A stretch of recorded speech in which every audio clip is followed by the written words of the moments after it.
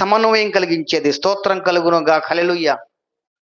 అంటే ఇక్కడ నాకు నాకు పరిశుద్ధాత్మ ఇచ్చిన గ్రహింపు ఏంటంటే, ఇద్దరికీ చెప్పారు దేవదూత. కానీ మరియ యొక్క క్వాలిటీ ఏంటంటే, నా భర్తకే ప్రథమ స్థానం ఇవ్వాలి, నా భర్తను గనపరచాలని ఆమె పెట్టలేదు పేరు. యోసేపే పెట్టే విధంగా చేసింది. స్తోత్రం కలుగును గాక.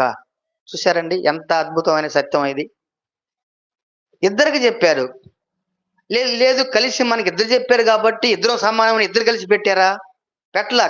పురుషునికి ప్రాధాన్యం ఇచ్చింది మరియ. ఎంత మంచి క్వాలిటీ మరియ చూడండి. ఎక్కడ అతిశయపడలా, ఎక్కడ గర్వపడలా.